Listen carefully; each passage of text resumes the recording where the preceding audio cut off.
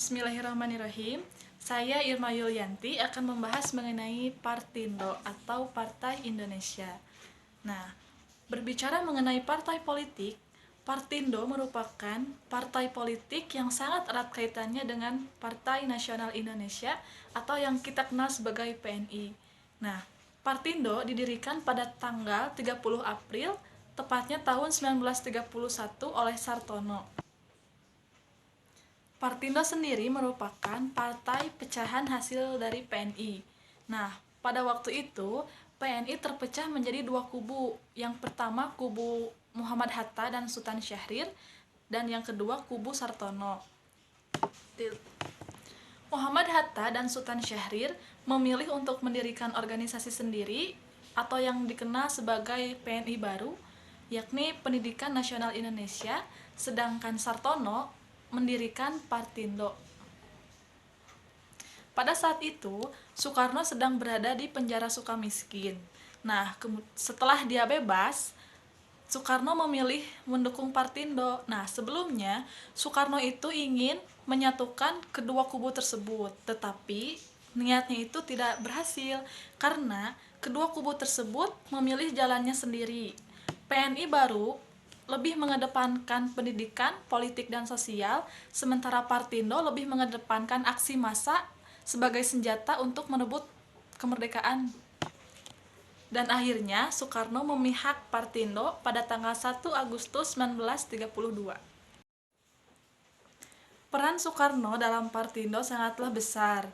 Hal ini dibuktikan dengan karismanya yang sangat kuat, mampu mendapatkan simpati rakyat dengan begitu cepat. Nah, terbukti pada waktu itu, yang tadinya jumlah anggota Partindo hanya ratusan, sekitar 200 orangan, kini menjadi ribuan, kurang lebih 3.000 orang. Soekarno memiliki paham Marhaenisme. Nah, paham Marhaenisme itu merupakan suatu paham yang menentang penindasan terhadap manusia. Semakin lama, Partindo semakin berjaya oleh bantuan Soekarno. Nah, kemudian perkembangan Partindo diketahui oleh Belanda. Nah, pada saat itu, Belanda tidak tinggal diam melihat perkembangan tersebut karena dianggap sebagai hal yang dapat mengusik keberadaannya di Indonesia. Belanda menganggap bahwa Soekarno menyebarkan keberanian untuk merdeka kepada rakyat Indonesia. Karena keberaniannya itu, Soekarno dibuang ke Pulau Flores oleh Belanda.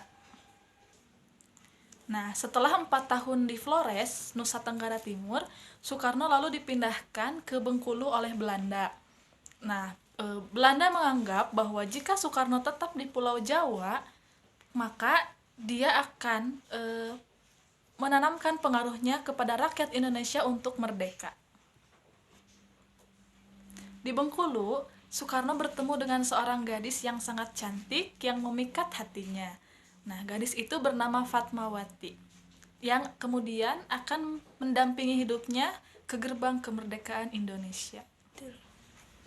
Sepeninggal Soekarno, Partai Indonesia atau Partindo berusaha mengembangkan visi misinya dan melakukan aksi-aksi demi kesejahteraan rakyat Indonesia. Setelah beberapa tahun ditinggal oleh Soekarno, Partindo mengalami stagnasi. Partindo dilarang oleh Belanda untuk berkembang. Hal ini dibuktikan dengan pembatasan ruang gerak Partindo oleh Belanda. Kemudian, pada tanggal 27 Juni 1933, Belanda melarang pegawai negeri untuk bergabung dengan Partindo. Nah, jika ada pegawai negeri yang tetap ingin bergabung dengan Partindo, maka mereka harus melepaskan jabatannya sebagai pegawai negeri. Kekakuan yang ada dalam tubuh Partindo membuat Sartono sebagai ketuanya ingin membubarkan Partindo. Nah, tetapi banyak rekan-rekannya yang melarang niatnya itu untuk membubarkan Partindo. Belanda sangat membatasi ruang gerak Partindo. Hal ini membuat Sartono merasa bulat bertekad untuk membubarkan Partindo. Tekad untuk membubarkan Partindo tersebut dilaksanakan pada tanggal 18 November 1939.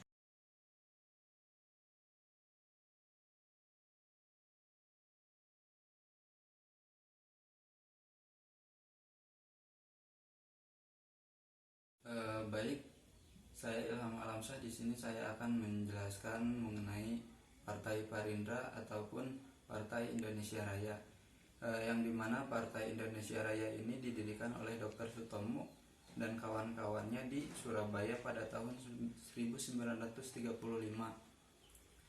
Yang dimana Partai Indonesia Raya ini merupakan fusi dari partai politik antara lain diantaranya Budi Utomo, Paguyuban Pasundan, Serikat Betawi, Serikat Ambon, Serikat Minahasa, dan Persatuan Bangsa Indonesia ataupun PBI, dan juga Sumatera Nenbon.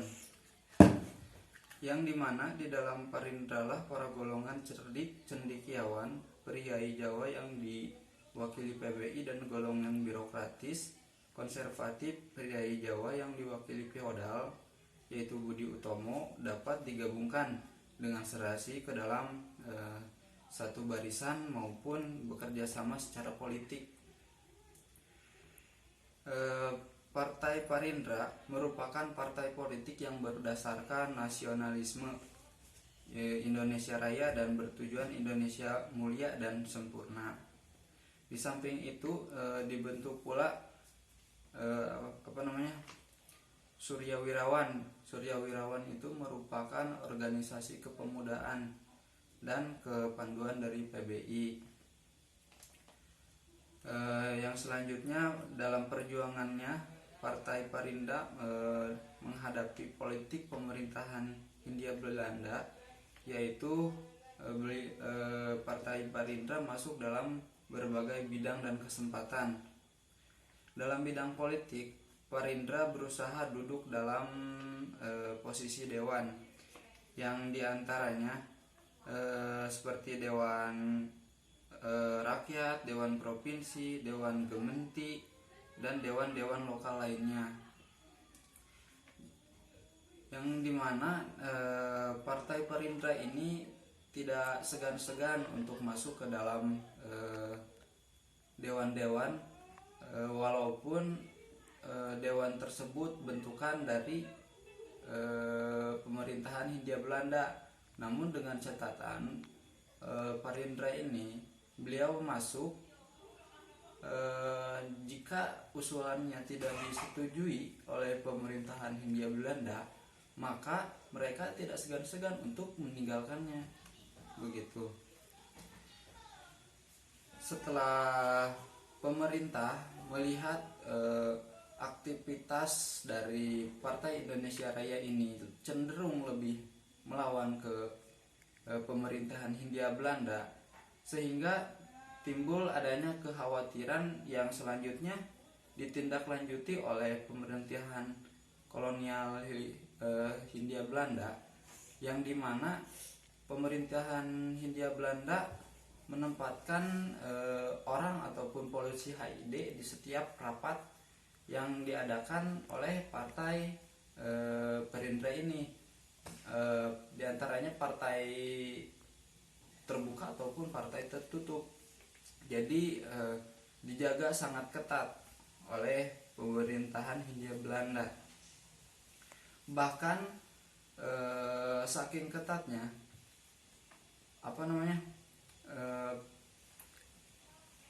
orang yang mengawasi kongres ataupun rapat Parindra ini selalu mencari-cari alasan untuk membubarkan rapatnya dari Parindra. Bahkan banyak diantaranya yang menggoda para pengurus dari Parindra dengan embel-embel akan membantu berusaha memberi bantuan berupa uang, asalkan pengurus Parindra mau memberikan rahasia kepartaiannya.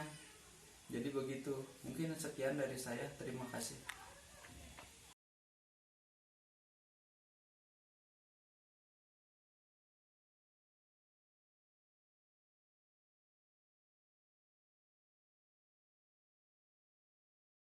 Assalamualaikum warahmatullahi wabarakatuh.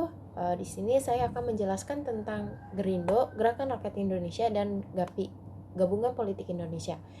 Saya akan menjelaskan tentang Gerindo. Nah, Gerindo ini latar belakangnya ini ada beberapa hal yang menjadi latar belakang terbentuknya Gerindo ini, yakni pada masa nasional pada tahun 1930. Nah, banyak organisasi pergerakan yang terbentuk dari PNI ini yang berdiri tahun 1927. Pada tahun 1931 itu pecah kan tadinya. Jadi awal mulanya ini kan PNI nih.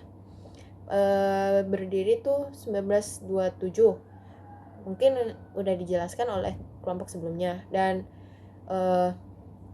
lalu dibentuk lagi Partindo.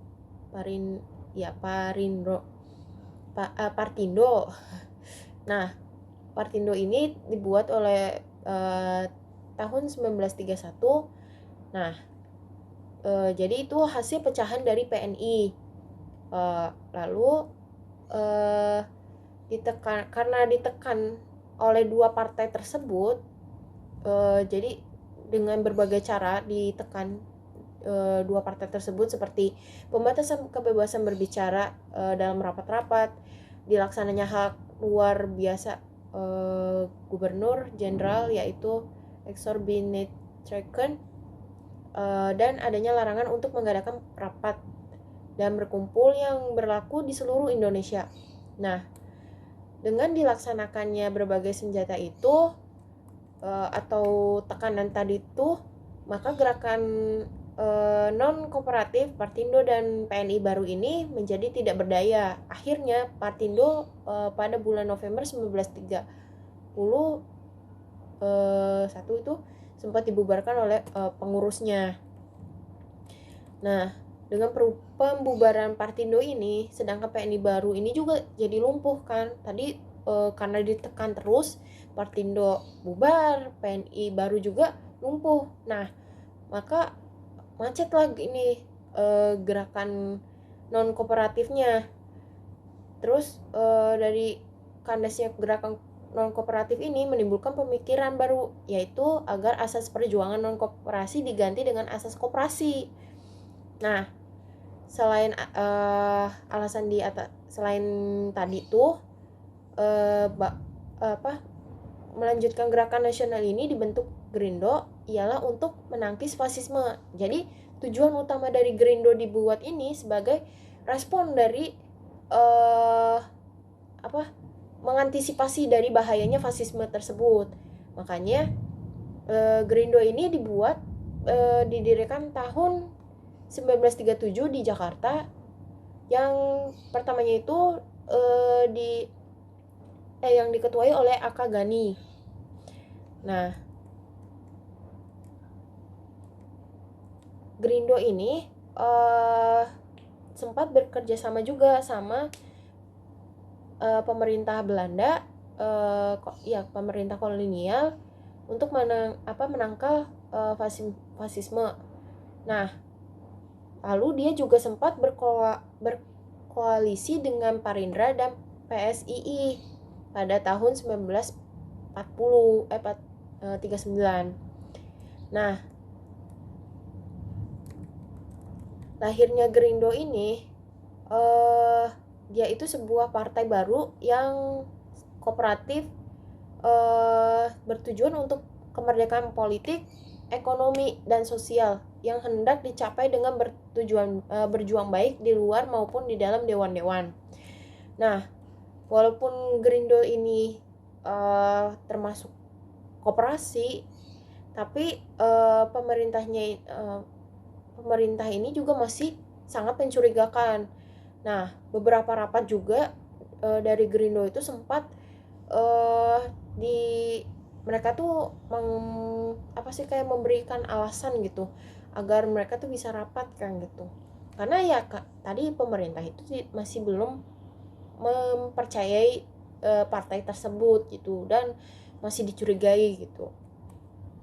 Nah, cabang-cabangnya ini lumayan tersebar hampir merata di seluruh Indonesia.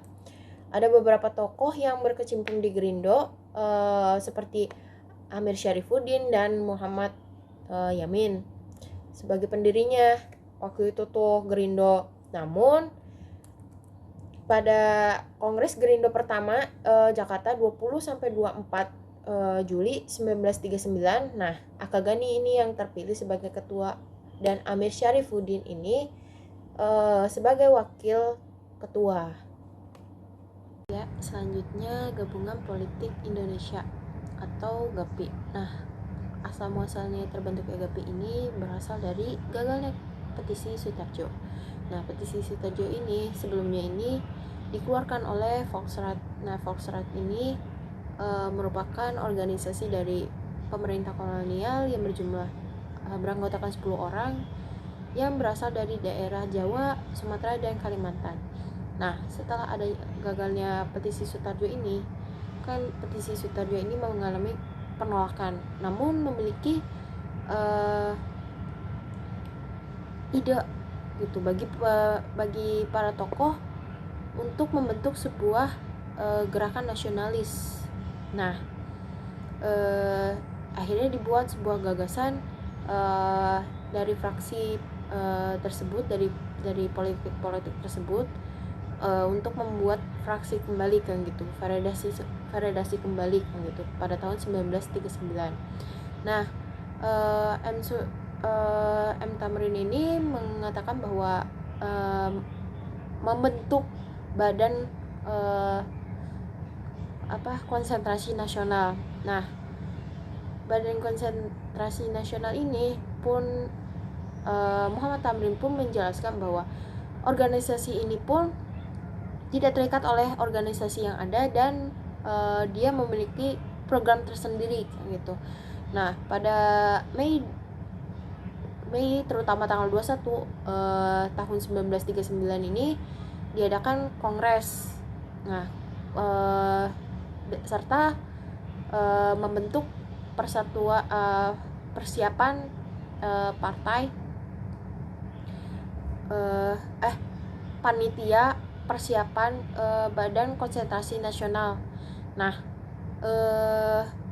diadakannya ini pada gedung pemufakatan di Gang Kenari nomor 15 di Jakarta. Nah, Muhammad Tamrin pun menjelaskan bahwa kondisi di internasional ini sedang kacau kan gitu, dan tidak memungkinkan untuk mendorongkan adanya kemerdekaan rakyat Indonesia itu sendiri. Nah, lalu dari disitulah akhirnya dibentuk GAPI ini atau Gabungan Politik Indonesia pada 21 Mei 1939. Nah, GAPI ini dibentuk itu memiliki tujuan yakni menganjurkan pada partai-partai politik Indonesia, nasional Indonesia untuk mengadakan kerjasama. Nah, terus yang kedua itu menyelenggarakan Kongres Indonesia. Nah, GAPI ini memiliki asas yang pertama, persatuan bangsa Indonesia atas dasar demokrasi dalam politik, sosial, dan ekonomi. Lalu memiliki hak untuk mengatur nasib sendiri dan kesatuan dalam aksi. Nah, GAPI ini memiliki mendapat respon dari masyarakat, terutama tokoh nasionalis. Cuman ada beberapa tokoh nasionalis pun yang tidak menyetujuinya. Salah satunya Haji Agus Salim. Nah, Haji Agus Salim ini mengatakan bahwa gerakan ini hanya untuk mementingkan pribadi gitu kan, organisasi itu sendiri, dan hanya untuk merebutkan kursi Dewan Rakyat Indonesia. Nah, GAPI ini melakukan kongres yang pertama pada tanggal 25 Desember 1939 di Jakarta, yang bertujuan untuk Indonesia Raya, untuk menyejahterakan rakyat Indonesia, serta pertama kali didengungkan tuntunan Indonesia berparlementer. Lalu selain itu juga dikeluarkan bahwa bendera merah putih serta lagu Indonesia Raya sebagai bendera dan lagu Persatuan Indonesia Raya, serta untuk pemakaian bahasa Indonesia itu lebih dipergunakan lagi Kak gitu. Karena bahasa Indonesia sebagai bahasa rakyat Indonesia. Nah, namun gerakan ini tidak berjalan dengan mulus Kak gitu. Dan dari belum adanya hasil atau kena dari maksudnya hasil dari gerakan itu sendiri pun kurang ada, karena dikarenakan terjadinya kekacauan terutama pada Perang Dunia Kedua. Sekian, terima kasih.